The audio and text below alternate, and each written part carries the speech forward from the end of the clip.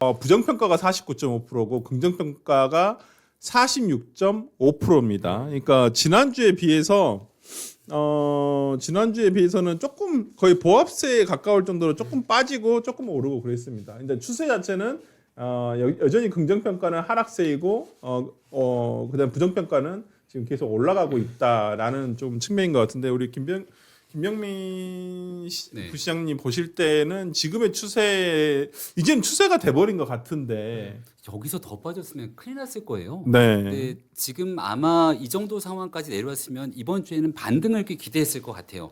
왜냐면 지난주에 데드크로스가 나왔다는 건 네. 긍부정이 처음으로 교차하기 시작했고 그렇죠. 대통령 지지율이 50 밑으로 빠졌다는 게 굉장한 적신호 아닙니까? 맞습니다. 더군다나 이재명 대통령 당선됐던 네. 그 퍼센테이지보다 밑으로 떨어졌기 때문에 불과 1년이 채 지나고 나서 이 정도까지 급전직하 추락하는 건 사실 받아들이기가 어려울 거 아니에요. 네. 그러니까 민주당도 그렇고 또 대통령실도 그렇고 청와대도 나름대로 이 분위기를 다잡고서 노력을 했을 겁니다. 네. 저는 그 결정적인 신호 중에 하나가 지난주 목요일이었던가요? 네. 김민석 총리가 나와서 이제 긴급 브리핑을 하잖아요. 네. 보안 수사권 얘기를 꺼내면서 네. 김민석 총리가 우리 정부 이 보안 수사권 폐지 아닙니다. 보안 수사권 이거 폐지합니다. 네. 우리 정부의 입장이 분명하다고 네. 갑자기 그동안 했던 정부 입장을 바꿔서 신호를 줍니다. 결과적으로 전당대회용이라는 얘기도 있습니다만 네. 이 민주당 내의 핵심 지지층이 분화되고 갈라지기 시작하면서 여기에 대한 지지층을 잡겠다라고 하는 정부의 시그널로 보였거든요. 그런 여러 가지 신호들을 냈음에도 불구하고 일단은 빠지는 정권의 지지율을 회복하기는 어려움이 있다라는 판단이 드는데 저는 결정적으로 여기에 대한 여러 가지 평가들이 많이 있습니다. 네. 근데 그 많은 평가들 중에 내부 요인, 민주당이 내부 요인에서 찾을 수도 있겠습니다만은 외부 요인이 훨씬 더 크게 작용하고 있다고 생각을 해요.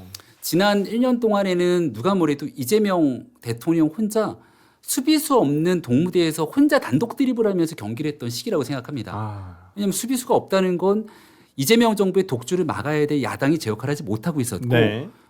전직 대통령의 계엄과 탄핵 이후로 해야 되는 적절한 역할들을 하지 못했던 야당이 아예 국민이 등을 돌리고 있었던 거거든요. 네. 근데 이 부분이 지방선거 이후로 어느 정도 야당이 미래 희망을 갖고 움직이기 시작하니까 등 돌렸던 보수 지지층들이 돌아오기 시작해서 운동장이 기울었던 운동장이 최소한 어느 정도는 평평하게 만들어진 거예요. 네. 그럼 평평하게 만들어진 운동장에서는 훨씬 더 경기를 잘하기 위한 노력이 필요한데 예전에 했던 방법론 그대로 국정을 운영하다 보니까 이미 빠지고 있는 지지율을 회복할 답이 없는 거죠. 이 빠지고 있는 지지율을 회복하려면 기본적인 중도 지지층들을 다시 끌어와야 되는데 그 본질이라고 하는 경제 문제, 부동산 문제 등 정말 중도층들이 하지 말아야 된다고 생각되는 일들을 바로잡는 데서부터 시작해야 되지만 그런 본질은 건드리지 않고 일방적인 마이웨이를 가면서 당내 지역적인 문제로 지지율을 좀 정리하려고 하니까 저 빠지고 있는 지지율 회복이 잘 안 되고 있다라고 저는 평가합니다. 김성렬 최고가 보시기에는 왜 이게 하락세가 이어진다고 생각하시나요? 지금 일단 자세히 보시면 2달 만에 거의 지지율의 4분의 1이 날라갔어요. 예, 그 60%대에서 지금 46%가 네. 나왔거든요. 이렇게 급락한 것은 첫 번째는 거품이 거친 거라고 봐야죠. 그동안에 이제 선거 앞두고 민주당원들이 좀 많이 대답을 하다가 이제 그런 이제 부분이 좀 있었는데 이제 네. 거품이 거치고 실질적인 부분이 나오면서 거기에 선관위 문제에 대한 미온적인 태도 네. 요것이 저는 영향을 미쳤다고 봅니다. 문제는 반등의 모멘텀이 있느냐 하는 부분인데 제가 보기엔 반등의 모멘텀은 별로 없어요. 왜냐하면은 지금 긍정평가가 나오고 있는 걸 뜯어보면은 네. 무엇 때문에 이재명 대통령이 잘하고 있느냐라고 했을 때 가장 많은 대답 중 하나가 뭐냐면 네. 외교라고 답을 합니다. 외교요? 자, 외교요 하죠. 네. 왜 그러냐면 외교에서 과연 뭘 잘했을까요? 아니요. 이거 외교를 잘해서가 아니라요. 그냥 이재명 대통령에 대한 호감은 있는데 뭘 잘했는지 잘 모르겠어. 그럴 때 대답하는 게 사실 외교예요. 그러니까 외교에 대해서 특별히 잘한 게 아니라 딴 거를 얘기하자니 잘 모르겠고 아, 외교는 잘하는 것 같아 라고 할 때 보통 외교라고 답을 합니다. 네. 정청래 대표도 그래서 월드스타 얘기를 한 거예요. 그렇죠. 그래서 외교라는 부분에서 답을 했다는 거는 결국에는 이재명 대통령이 뭘 잘하고 있는지 잘은 모르겠다는 거예요. 그럼 앞으로 빠질 것들이 더 많다라고 보시는 거예요. 그런 상황에서 이제 전당대회가 벌어지잖아요. 전당대회 아직 시작도 안 했다고 합니다. 네. 그럼 이거에 대해서 이제 치고받고 물고 뜯고 할 거 아닙니까? 네. 그러면 전당대회가 끝나는 순간 더 빠져요. 오히려 하락의 모멘텀은 남아있죠. 네. 그러면 이제 결국에 그걸 다시 반등을 시키려면 말씀하신 대로 경제와 부동산이 가야 되는데요. 저는 이 나라의 경제와 부동산이 지금부터 좋아질 가능성은 그렇게 높지 않다고 봐요. 솔직하게. 지금 환율이 이미 1,500원대를 계속해서 가고 있어요. 그렇죠. 거기에 부동산 지금 문재인 정부 때보다 더 올랐다는 이야기가 나오고 있잖아요. 그런데도 지금 정부가 추진하는 건 뭡니까? 하이닉스하고 저기 삼성전자 호남으로 보내겠다는 이야기만 네, 하고 있어요. 네. 이게 과연 정책적으로 이득이 되는가 이전을 하는 걸까요? 아니면 전당대회용 메시지일까요? 저 이거 국민들이 냉철하게 판단할 거라고 보거든요.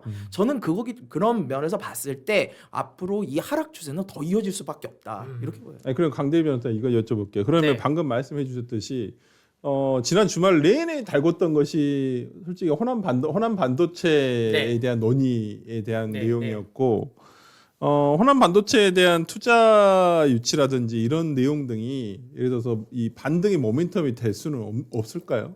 더 떨어지는 모멘텀이 되겠죠. 지금 그래요? 이 호남 반도체에 대한 그러한 이슈는 한 6월 25일부터 방송에서 많이 다루기 시작했는데 네. 목요일부터 네. 목요일부터 일요일까지인데 지금 이 여론조사는 보면 6월 22일, 3일, 4일입니다. 네. 그래서 호남 반도체에 대한 그러한 이야기가 여론조사에 넉넉히 반영은 안 됐을 거예요. 근데 호남 반도체에 대한 이야기를 처음에 6월 25일, 26일 목금만 하더라도 갈 수도 있는 거 아니야 하다가 주말 사이에 이제 전문성으로 뭐 용수 문제나 이따 하수할 뭐 전기 문제나 깊숙하게 들어가면 들어갈수록 대통령이 너무 독단적으로 해결한 거 아니냐. 거기다 대통령이 트위터에다가 연속적인 메시지를 내면서 독단적인 독재 이미지가 이제 이재명 대통령에 씌워지면서 네. 대통령에 대한 그동안은 생중계를 하고 뭐 현금도 뿌리고 여기에 대해서 국민과 소통하는 이미지 X에도 글을 많이 올리고 네. 근데 이러한 국가 반도체 산업으로 반도체 사이클로 코스피를 다 올려놓고 국가의 미래 산업이라고 하는데 여기에 대한 입지에 대해서 대통령이 독단적으로 결정하는 거 아니냐라는 이미지가 씌워지면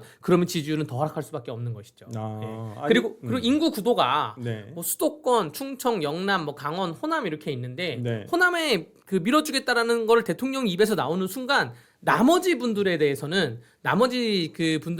지지율이 하락할 수밖에 없는 그러한 구조이고요. 그러면 46%, 47%는 깨질 수밖에 없는 겁니다. 그러니까요. 뭐 지지율 조사가 지금 계속 되고 있는데 뭐 올라갈 기미는 잘 안 보인다라는 것이 아마 중론인 것 같고 뭘 통해서 조금 반등을 할까 싶은 생각이 듭니다만은 역시 호남 반도체 문제는 저희가 나중에 좀 다루겠지만은 이렇게 대통령의 지지율을 방어하기에도 좀 부족한 주제가 아닌가라는 생각이 좀 들고요. 반등하려면 네. 여러 가지가 있어요. 그러니까 명확한 해답은 있습니다. 뭐가 있어요? 김용범 정책실장을 경질하세요. 김용범 정책실장 경질이나 이 야당의 눈높이가 아니라 국민 눈높이에 맞는 그러한 정책들이 있습니다. 네. 대통령 입에서는 뭐 난 중도를 표방한다, 중도 보수를 표방한다라고 네. 하면서 초과 이익에 대해서 나눠주겠다, 네. 뭐 반도체에 대한 이익이나 AI에 대한 이익을 다 나눠주겠다. 네. 이렇게 얘기를 하니까 이 경제 정책에 대해서 국민적 상식에 부합하지 않기 때문에 거기서부터 바로 잡으면 반등 기회는 좀 있지 않을까 생각합니다. 네. 그기에는 이재명 대통령이 기존의 정책 혹은 기존의 인사들을 처리할 가능성 거의 없어 보이잖아요. 네. 그 사람은 누구나 자기의 지난 경험에서 그 교훈을 얻거든요. 네. 이재명 대통령이 여러 위기 상황이 있었을 텐데 본인이 굉장히 큰 위기가 저는 2024년 총선에 앞두고 있었다고 봅니다. 권력을 투쟁하는 과정에서 이 권력을 획득하는 데 굉장히 큰 강점, 네. 경험을 갖고 있는 사람인데 그 총선에 앞둔 24년 2월 달, 1월 달이었던 걸로 기억을 합니다.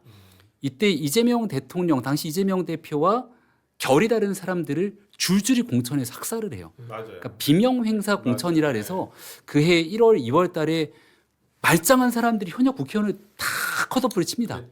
그리고 거기에다가 이재명 당시 대표의 대장동이든 사법 리스크를 담당했던 변호사들을 공천을 해요. 일반 국민을 놓고 생각했다면 선거에 이기려는 정당이 대표로 보기가 매우 어렵죠. 그래서 선거는 끝났다. 네. 그게 그해 2월 달의 얘기였습니다. 네. 그럼에도 불구하고 3월 달부터 국민의힘에 여러 가지 망조가 되기 시작했는데 그렇죠. 네. 그리고 난 다음에 결과가 어떻게 됐어요? 완전히 이재명 대표 독주 체제로 모든 것들이 세팅되지 않았습니까? 그렇죠. 네. 기본적으로 진지를 단단하게 구축시켜 놓고 그다음 본진으로 뚫고 나간다라는 이재명 대통령, 이재명 대표의 정치적인 나름의 성공 방정식이 있는 것 같아요. 그러니까 지금 현재 이재명 대통령의 머릿속에는 국정 지지율이 있을까? 아니면 8월에 있는 전당대회에 김민석 총리의 지지율이 네. 먼저일까라고 보면 저는 당연히 후자일 거라고 봅니다. 이 전당대회의 주도권을 놓치는 순간 나머지 국정 운영에 관한 모멘텀은 완전히 사라지게 될 거예요. 그러니까 민심을 보고 다가서면 할 수 있는 김용복 정책시장 경질하고 잘못됐던 인사들 좀 조정하면서 갈 수 있고 부동산 정책이든 지금 있게 되는 반도체 공장에 대한 그 설치 지역 문제든 네. 할 얘기들이 너무너무 많을 텐데 지금은 오직 하나 나와 결이 다른 예, 정청래 대표를 최대한으로 견제하고 이 부분을 만들어내는 위치로 가기 때문에 당분간은 아마 지지율, 국정 운영의 지지율은 저는 이재명 대통령이 크게 신경 쓰지 않고 이 부분에 집중해서 원하는 결과를 어떻게든 만들어내는데 역할을 하려고 할 것 같다는 생각입니다.